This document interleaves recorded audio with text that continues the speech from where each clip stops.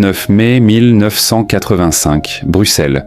Ce jour-là, le football a connu l'un de ses moments les plus sombres. Ce qui devait être une fête s'est transformé en cauchemar. Le stade du SL a été le théâtre d'une tragédie qui a coûté la vie à 39 personnes et marqué à jamais l'histoire du sport. Voici l'histoire du drame du SL. Ce soir-là, la finale de la Coupe d'Europe des clubs champions oppose deux géants du football européen.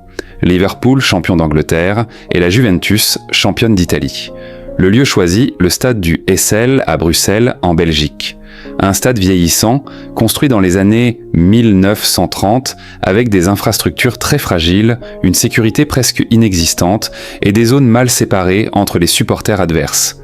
La tension monte dès l'après-midi, le stade est son rempli, environ 60 000 personnes, mais personne n'imagine encore le drame qui va se produire. 1 heure avant le coup d'envoi, dans une tribune latérale appelée la tribune Z, se trouvent des supporters de la Juventus, mais aussi de nombreux supporters neutres. De l'autre côté de la barrière, les hooligans de Liverpool, bien connus à l'époque pour leur violence, commencent à provoquer, puis à charger. Sous la pression, les supporters de la Juventus paniquent. Ils reculent, tentent de fuir, mais derrière eux, un mur de béton. Le chaos est total. Le mur finit par s'effondrer sous la pression humaine. Des centaines de personnes sont piétinées, écrasées, coincées contre les grilles, les secours sont dépassés. Et pourtant, malgré le drame, le match sera joué. Par peur d'émeutes plus graves, les autorités prennent la décision d'organiser la rencontre. La Juventus s'imposera 1-0 dans un silence glaçant. Le bilan est terrible. 39 morts, dont 32 Italiens, 4 Belges, 2 Français et un Irlandais. Plus de 600 blessés, des familles détruites, des enfants sans parents, des survivants traumatisés à vie. La faute à qui ? À l'organisation catastrophique, à un stade inadapté, à l'absence totale de sécurité. Mais aussi à la violence du hooliganisme anglais en pleine explosion dans les années 1980. Après le drame, l'UEFA prend une décision historique.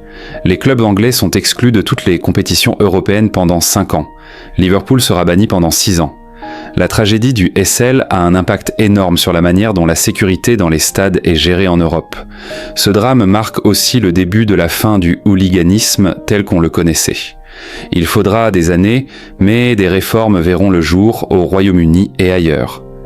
Aujourd'hui, nous n'oublions pas.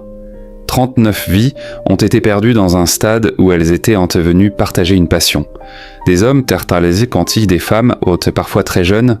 Le football est un sport, une fête, un moment d'union. Il ne devrait jamais être synonyme de mort. Nous rendons hommage à toutes les victimes du SL, à leurs familles, à leurs proches, que leur mémoire reste gravée dans l'histoire du football, que jamais cela ne se reproduise.